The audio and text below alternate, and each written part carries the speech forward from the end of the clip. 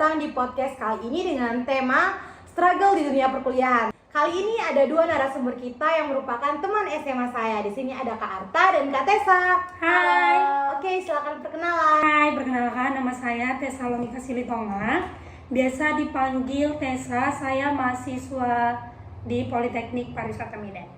Dan saya Arta Kristina Sinaga. Saat ini saya masih menjadi mahasiswa pendidikan IPA di Universitas Negeri Medan.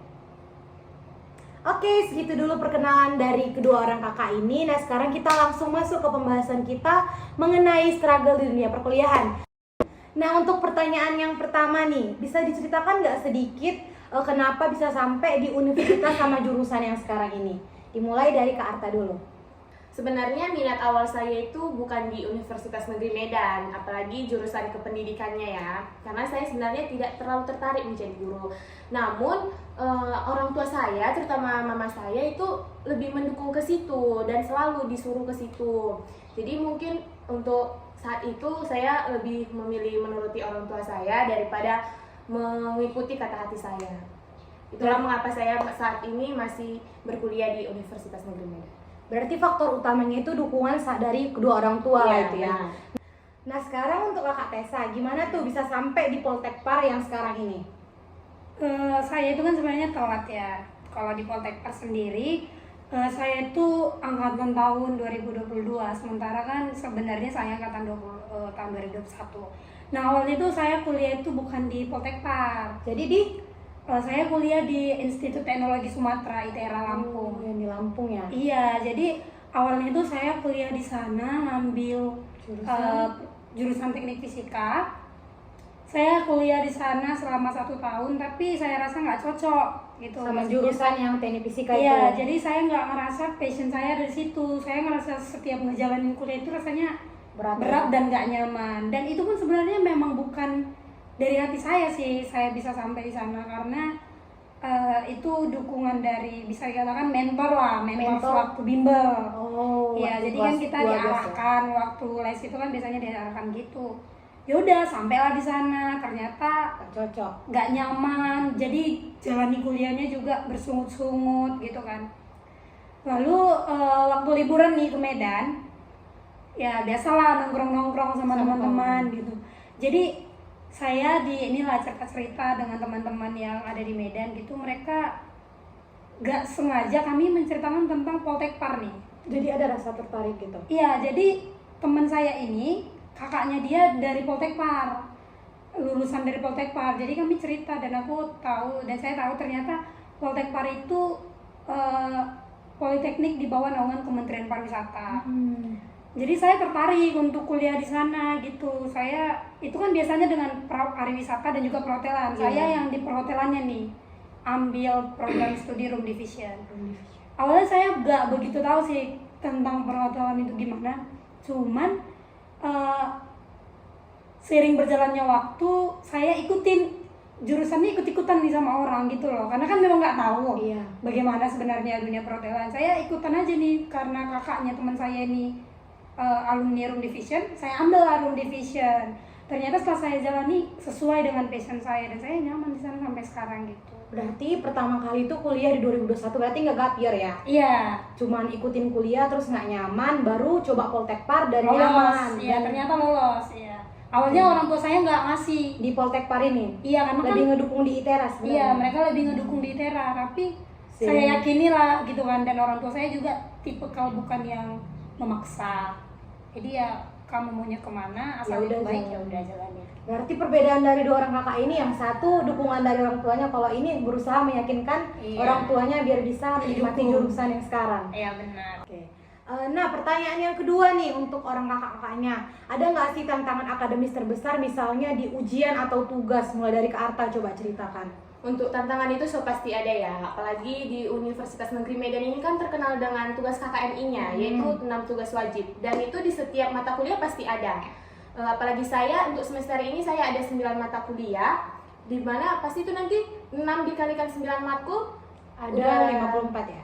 Iya benar, 54 tugas KKNI, dan itu pun tidak apa gimana ya, itu dituntut dosennya terkadang secara beruntun, di makul ini udah ditagih, di makul ini pun ditagihnya secara bersamaan, jadi Bisa itu membuat stres ya. iya, tertekan dan Pernah membuat nangis nggak cuman gara-gara tugas saja? kalau nangis pasti pernah lah, tapi nggak yang langsung Manusiawi. berlebihan, masih bisa. Itu pun nangisnya karena kayak merasa bisa nggak ini terkumpul, terkejar deadline nggak ini gitu. Ternyata bisa. Bisa.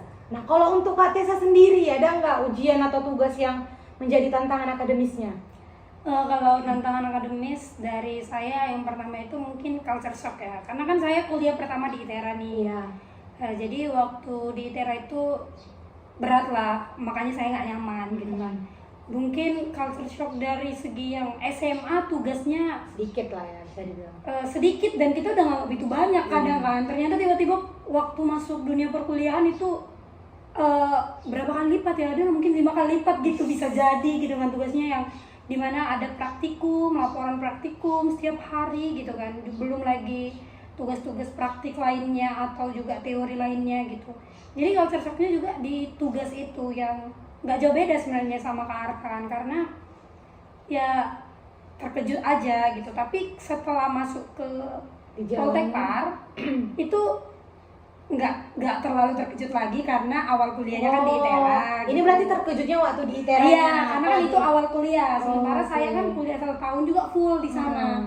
Jadi setelah masuk ke Poltekpar ya nggak jauh beda gitu kan. Tetap sama juga, ada Iya, tugas kelompok sama. dan lain-lain juga. Iya, ada tugas praktik, ada tugas teorinya juga gitu. Oke, berarti untuk keduanya hampir sama ya sebenarnya. Untuk tugas pasti yang namanya orang kuliah pasti ada lah ya masalah di tugas sama Nggak ujian-ujiannya. mungkin nggak ada tugas lagi ya. Nah, sekarang tadi kan dari segi tugasnya. Nah, sekarang kalau dari segi pertemanannya itu gimana? Kalau untuk Kak Arta gimana? Kalau saya sih, saya sangat bersyukur ya, dimana di perkuliahan ini saya diberikan dan dipertemukan dengan orang-orang yang cukup baik gitu, dimana mereka rata-rata sefrekuensi dengan saya.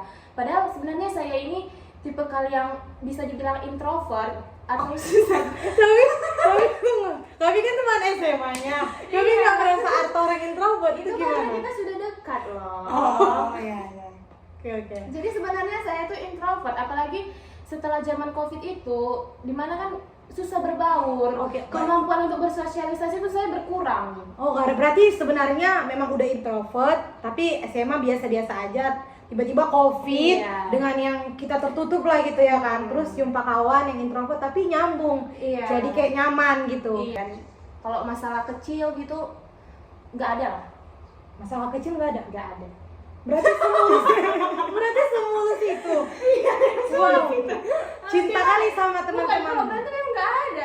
Ada tapi nggak yang langsung masalah besar kali gitu, dan nggak yang awet, cuman kayak sekedar cekcok. Baru tentang baikan tugas, lagi ya. iya. Itu untuk yang seangkatan. Dan karena pun beruntungnya saya, teman-teman seangkatan saya itu rata-rata baik gitu dan sefrekuensi dengan saya gitu, bisa saling motivasi, nggak yang main sendiri-sendiri gitu.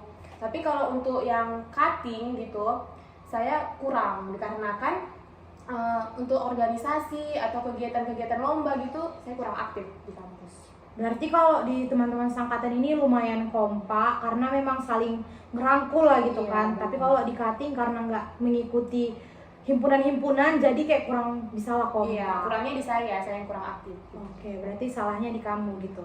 Iya. Tapi bisa sih masih diperbaiki, cuman Udah sebenarnya bukan terlambat, tapi udah susah gitu. Karena kan saya sudah menginjak semester 6 ini. Oh, iya. Bentar lagi udah mau Mau KKN, PPL gitu. nah kalau untuk Kak Tessa sendiri gimana tuh di lingkungan sosialnya di kampus? Kalau dari segi pertemanan, dari teman-teman sekelas mungkin ya biasa aja lah ya. Paling kalau cekcok juga nggak terlalu yang gimana. Cuman kami ini di kelas saya tuh lebih banyak laki-laki nih daripada perempuan. Tahulah kenakalan laki-laki kan gitu kan, yang suka ganggu-ganggu, paling begitu-begitu doang, yang normal-normal aja. Untuk teman-teman yang lain juga kalau misalnya sama lah dengan kayak Kak Arta dari segi cutting, kampus kami tuh lumayan ya, bukan sedikit lagi, lumayan senioritas gitu.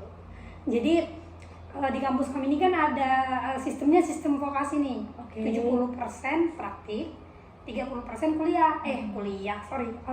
Teori. Jadi kalau teori udah pasti sama dosen. Iya.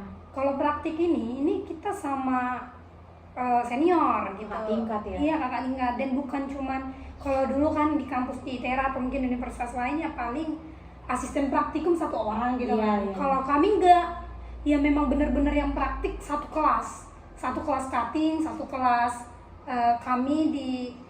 Jadi ada namanya gini. Kalau anak semester 1 itu namanya basic. Oke. Kalau semester 3 itu middle, tengah. Kalau yang semester 6 itu namanya upper. Salah, tadi semester 2 lah ya. Kalau sekarang masih semester 2 lah mereka udah. Semester, iya maksudnya kalau itu segi 1, 2 itu sama Iya. sama basic, 3, 4 itu namanya middle, Oh, 5, 6 itu namanya upper. Oke. Iya, jadi nanti kita ini bergantian di praktik. Biasanya satu kelas dari basic, satu kelas dari middle, satu kelas dari upper. Berarti ada 3 kelas nih Iya. kalau lagi praktek. Nah, dan kita buat sistem bener-bener yang kayak di hotel. Saya kan ambil jurusan perhotelan. Iya. Jadi kita buat yang paling basic itu mereka itu namanya staff. Gitu. Sedangkan middle, saya posisinya sekarang middle nih, belum upper kan. Sedangkan middle itu sebagai supervisor. Oke, yang Dan ketiga. uppernya itu manager. Gitu. Jadi ada 3 tingkatan. Dan ini kita tuh harus benar-benar menghormati atasan. Yang tadi supervisor apa tadi Basic manager? harus menghormati, ya staff harus menghormati supervisor dan manager. Supervisor harus menghormati manager gitu. Jadi kalau tantangannya waktu saya masih basic lah nih ya, Iya. dia basic ini agak-agak tertekan gitu. Karena paling bawah Karena juga paling kan? bawah, ya betul. Jadi kita itu harus menghadapi tantangan dari mendapat tekanan dari supervisor, dapat juga tekanan nih dari upper, dari manajer. Manajernya. Gitu. Kadang kalau kita ada masalah, middle kita udah marah-marah, ngamuk-ngamuk. Gak cukup sampai situ, besoknya uppernya lagi yang nge-briefingin gitu. Jadi memang benar-benar kalau kita ketemu nih sama senior, kita harus greeting. Jadi mau pagi, siang, sore kita harus greeting, harus selalu greeting. Kalau enggak kita bakal kena sanksi dari upper kita, dari middle kita gitu. Jadi yang middle juga gitu. Kalau basicnya misalnya kira-kira nih kita papasan di lapangan, bisa Mereka jadi harus rupanya mereka buang muka. Contohnya kita punya hak untuk memarahi. membriefing. Membriefing. Kita kumpulin satu kelas, kita marahin tuh semua. Gitu. Jadi emang benar-benar yang harus saling menghormati. Ya, jadi si bawahan itu harus benar-benar menghormati atasan. Karena di dunia perhotelan juga nggak jauh berbeda. Biar nggak terkejut nanti. Iya benar, biar nggak terkejut. Nah kalau udah dari paling kita bisa kompak gitu sama ini di acara-acara tertentu lah. Misalnya kita gabung satu organisasi. Jadi kan di satu organisasi ini ya ada middle, ada basic, ada upper. Semua nyampur ya Iya, kan? di sini biasalah kompak. Tapi kalau udah dalam yang namanya praktik itu harus hormat gitu. Jadi culture shocknya di situ juga sih. Saya adalah ngerasa nggak terima gitu kan kalau dimarahin, kayak "Ih, siapa sih, apalagi gap year gitu kan, kayak ngerasa Akunya juga, seangkatan iya, punya kamu aku itu kayak sebaya gitu. saya loh gitu. Kami tuh ya ada lah perasaan gitu nggak terima, tapi ya harus terima. Berarti kalau dari Kak Arta tadi kurang ada memang dianya yang salah. Kalau dari Kak Tessa karena memang tekanan Kampus, tuntutan. biar nggak terkejut nantinya di dunia perkuliahan. Iya, jadi semua program studi memang dunia pekerjaan. Jadi semua program studi memang seperti itu. Terkadang nih ya, nah gini, contohnya nih, kita itu setiap program studi, kita kan ada name tag. Iya. Kayak seragam, beda nih sama Unimed, beda lah. Kalau Unimed kan bebas. Iya, pakai bajunya ya Iya, setiap hari. kalau kami kan pakai seragam. Jadi pembedaan antar prodi itu name tag. Nente itu apa? Nentek itu ini loh Nama. yang Berarti dibedain. Beda, kalau kami merah, kalau prodi lain ada yang kuning. Oh, di prodi. Iya, tergantung prodi. kita nggak ada. Bendera kita yang bedain. Itu pun cuma fakultas. Apa bendera? Ada bendera? Ada. Unimed kuning. Masa nggak tahu? Oh, Unimed MIPA. Iya. Unimed Oh iya iya. kuning. Unimed MIPA. Kan ada bendera prodi. Oke. Lanjut. Jadi contohnya nih, kami tuh setiap program studi itu ada pembedanya. Apa tuh pembedanya? Dari name tag. Name tag prodi saya room division itu warnanya merah. Iya.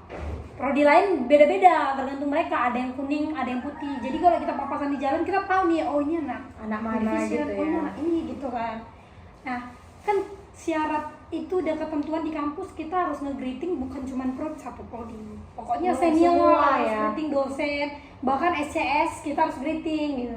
Jadi terkadang kan ada nih masa dimana kayak dia kan nggak kenal sama aku, kalau aku nggak greeting kan nggak apa-apa. Kan ada masa-masanya Iya. seperti itu. Misal saya nggak greeting nih sama apa, karena saya nggak kenal, tapi ternyata dia tuh temennya upper saya. Oh, bisa jadi kena. Nah, kamu. mereka nih ngasih tahu nih ke upper saya, tadi itu basicmu lewat buang Nggak muka, nyapa. nggak di greeting, akunya digituin nih misalnya. Dah, kena bahaya lah. Itu Gimana? sesuatu yang bahaya. Berarti- Kita akan di briefing ya. Berarti harus kayak setiap jumpa harus Iya. betul-betul ngasih salam lah ya. Iya, harus benar. Tapi sebenarnya ada poin plusnya sih. Jadi kita tuh jadi orang jadi yang ramah. Iya, Tapi memang kalau iya. kami kan yang nggak senioritas jadi kayak bodoh amat, sama dosen Iya. pun mau itu nggak nyapa. Ya, Nggak karena kan peduli. yang poin dari peraturan dia hospitality, keramah tamahan. Jadi ya Memang kita dilatih dituntut, untuk hal itu ya. Gimana pun moodmu, kamu harus bisa senyum sama tamu. Hmm. Nah, seperti itu. Oke, terima kasih. Berarti untuk Kak Tessa ini banyak tekanannya di dunia pertemanannya. Dunia senioritas lah. Oh, kan. di dunia senioritas yang Iya. bisa dibilang. Kalau Kak Arta paling cuman gara-gara gak ikut organisasi makanya nggak kenal kan. Oke, pertanyaan saya. Circle-nya pun berkurang jadinya. Jadi kayak apa namanya? Relasi pun Relasinya semakin sedikit. Nah, sekarang yang mau saya tanya itu mengenai kesehatan mental dalam dunia perkuliahan. Ada nggak sih kira-kira yang mengganggu kesehatan mental dari Kak Arta sama Kak Tessa? Coba dijelaskan dulu dari Kak Arta. Mungkin untuk kesehatan mental nggak yang serius-serius amat ya. Paling ketika nanti udah pernah sih, tapi kemarin itu hanya sekedar observasi. Tapi terkadang disuruh gitu, kan ada mata kuliah PLP, Iya. pengenalan lapangan persekolahan. Itu masih PLP 1 kemarin, dan itu hanya sekedar observasi. Tapi terkadang guru di sekolah itu meminta gitu kami yang lagi PLP di situ untuk bantu dia mengajar. Sementara kami di situ kan belum boleh, belum diperbolehkan sebenarnya, belum layak gitu untuk mengajar siswa. Semester berapa pada saat itu? Semester 4, Kak. Berarti belum ini kali lah ya yang mau kita ajarkan belum penuh lah mata kuliahnya. Iya, dan kemampuan untuk mengajar itu pun belum ada gitu loh, belum hot.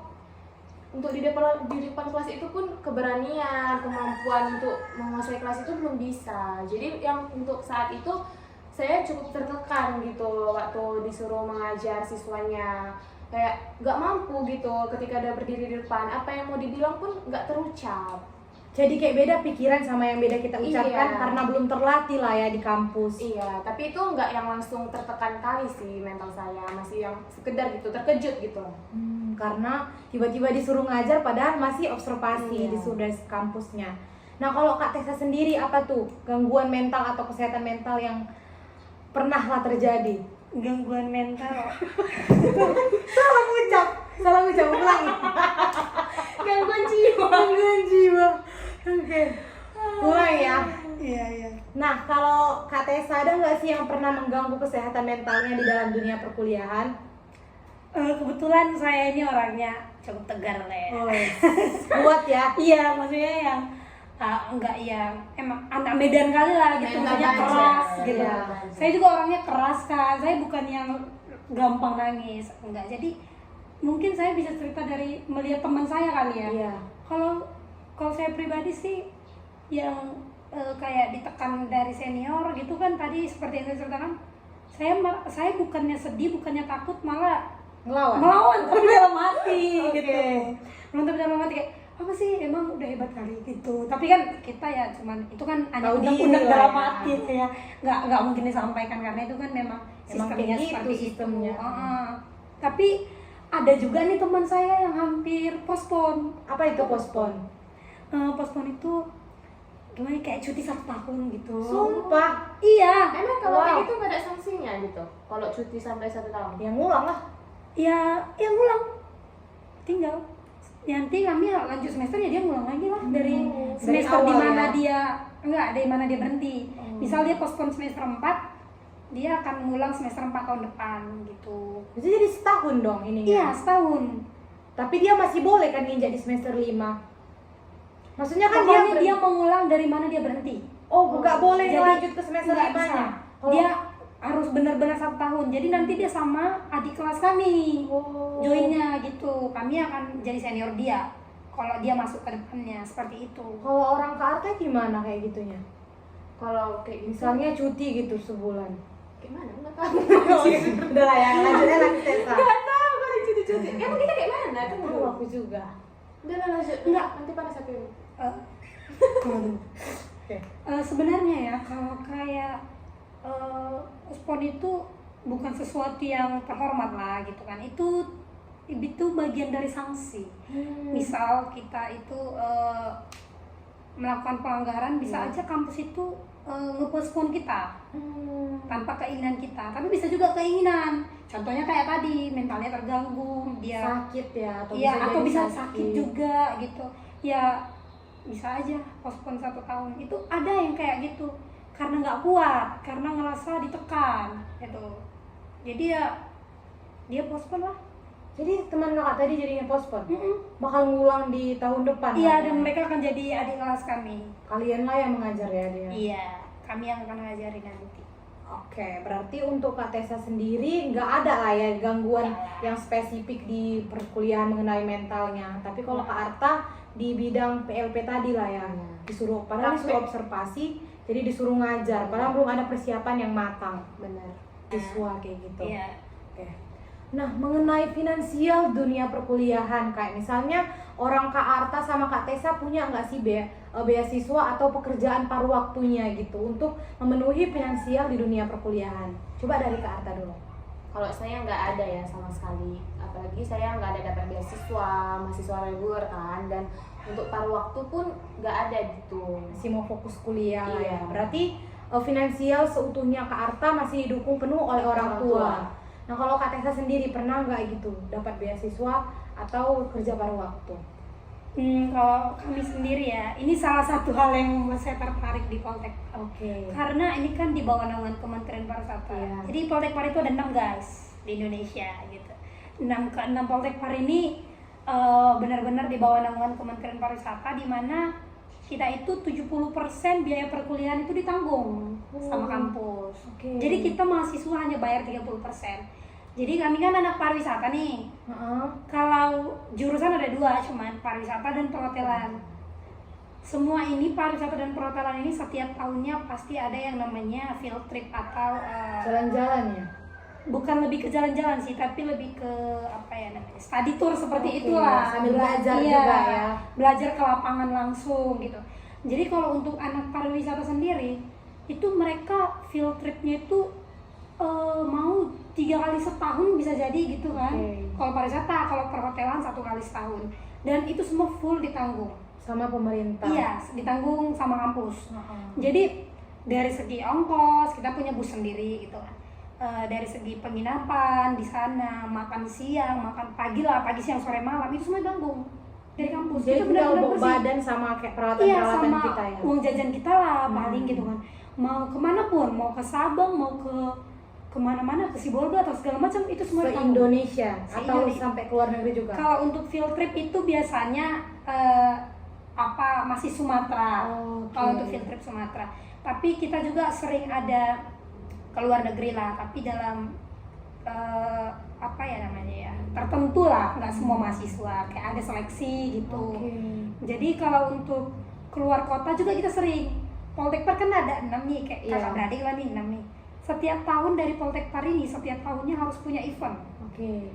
Dan setiap Poltekpar harus wajib ikut event. Heeh. Misalnya kayak baru-baru ini, baru Mana belum tuh? ada seminggu yang lalu tuh, Poltekpar Medan buat event geotourism.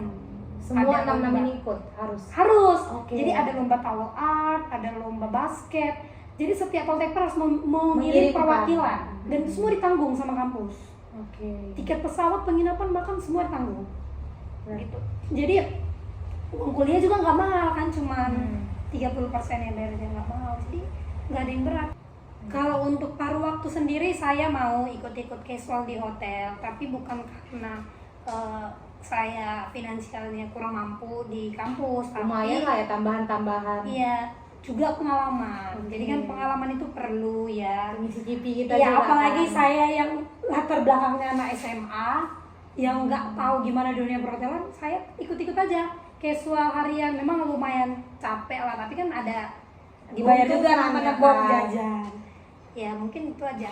Berarti keuntungan dari Poltekpar atau finansial Kak itu dibantu lah ya kan? Uang kuliahnya Iya, untuk cuma ngampus. 30%, kadang-kadang dapat casual juga. Oh iya, saya juga beasiswa. Oh, dia dapat Iya. beasiswa apa tuh kira-kira? Nah, jadi beasiswa di kampus saya yang tiap tahun harus nyoba. Oke. Misalnya kita coba tahun ini, itu hanya untuk 1 tahun. Jadi Jadi tahun depan harus coba lagi dan coba lagi. Kebetulan semester 1 kan saya masih bayar sendiri, belum ada Oke. coba ya. Semester 2 saya coba beasiswa, saya lolos. Jadi uang kuliah saya semester 2 dan semester 3 gratis. Nah, jadi semester kemarin 4 barusan saya juga nyoba lagi nih. Lolos. Puji Tuhannya lolos lagi. Udah Jadi 3 semester ya? 4 dan semester 5 gratis. Gitu. Oh. Jadi saya masih bayar 1 semester doang. berarti banyak ya keuntungannya, cuma Iya. bayar 30%, tapi itu pun 3 semester yang udah dijalanin dapat beasiswa Iya. dan kadang-kadang nerima casual atau kerjaan sampingan atau jajan. tambahan lah gitu ya kan, untuk nambah CV dan lain-lain. Oke, nah terakhir nih, ada nggak sih saran atau solusi atau strategi dalam menghadapi tantangan-tantangan dalam perkuliahan dari masalah-masalah yang udah kita bahas tadi? Coba dari Kak Tessa dulu nih. Solusi gitu ya. Menurut saya nih untuk yang masih mau masuk dunia perkuliahan, mungkin Calon-calon maba lah ya. Iya, calon yang lagi ujian-ujian sekarang nih ya, mahasiswa-mahasiswa, calon mahasiswa baru. Yang pertama itu nggak usah takut. Memang yang namanya culture shock seperti kita berdua tadi, dari segi tugas atau apa segala macam pasti ada. Tapi lihatlah sekarang kan terjalani gitu kan. Yang artinya semua itu memang punya masalahnya sendiri. Tapi dibalik itu juga semakin kita menghadapi masalah akan semakin banyak solusi yang kita dapatkan juga, dan juga kita kan semakin dewasa lagi untuk menghadapi itu. Makin tahu lah ya apa kedepannya yang mau dibuat kalau terjadi masalah kayak gini ya kan. Iya, Mungkin melatih mental juga. iya. Jadi itu semua seiring berjalannya waktu, yang penting kita nggak usah takut. Sama seperti Kak Arka mungkin takut skripsian Kak. Iya, benar. Tapi kan setelah dijalani nggak gitu sulit sih kata orang. Hati ya, Karena belum menjalani. Tapi kan Oke. kalau dijalani dengan setulus hati pasti bisa. Nggak Kalau ada nggak bisa nggak akan lulus lah. banyak orang ya kan. Iya. Udah berapa ribu mahasiswa yang lulus. Masa kita nggak bisa? Masa kita nggak bisa, orang aja bisa sama-sama makan nasi kok kan gitu. Nah, kalau dari Kak Arta, apa tuh strategi, solusi atau saran yang bisa dikasih? Kalau strategi yang spesifik atau khusus gitu nggak ada sih, karena cara saya pun menyelesaikan masalah itu nggak ada kayak yang nggak terencana gitu, nggak terstruktur ya, jalani Jalani aja waktu, gitu, ikuti aja alurnya. Tapi Akan terselesaikan kok ya iya, kan? pasti bisa gitu. Tapi satu, kalau saya ya harus ada target gitu, harus ada target yang mau dicapai. Jadi ada pacuan gitu, nggak kalau capek atau kayak apa nggak langsung nyerah gitu. Aku harus mendapatkan ini, ada mau aku kejar gitu. Jadi saran untuk calon-calon maba selanjutnya gitu, nggak ada sih, kuliah itu memang nggak enak, memang capek, bukan nggak enak ya, kuliah itu memang capek, nggak ada kuliah yang nggak capek. Jalani aja, jalani dengan santai tapi tidak lalai. Oke, berarti saran, solusi atau strategi yang bisa kita simpulkan dari kedua orang kakak ini sebenarnya hampir sama. Kalau dari Kak Tessa tadi, jalanin aja, semuanya itu pasti punya solusi. Ya kan, kita sendiri yang nanti yang menghadapinya itu, kedepannya juga kita tahu apa yang mau kita buat, Akan mendewasakan akan kita. mendewasakan kita juga. Nah, kalau dari Kak Arta tambahannya itu buat strategi agar Buat kita, target. sorry. Aku nggak ada strategi, tapi targetku ada di situ. Iya. Strateginya itu dari Kak Arta buat targetnya apa yang mau kita capai agar nggak mudah putus asa. Oke, sekian podcast kita kali ini membahas mengenai struggle di dunia perkuliahan. Semoga yang menonton bisa mendapat hikmahnya dan menerapkan strategi atau solusi yang bisa kami kasih juga. Dadah. Terima kasih. Terima kasih. Kita. Nah, yang pertama untuk Kakak Coklat. Dengan teman. Dia nggak perlu bangun. Sebenarnya saya kurang tertarik dengan universitas yang saat ini saya jalani, yaitu Universitas Negeri Medan ya. Bukan karena saya anggap sepele gitu dengan universitas.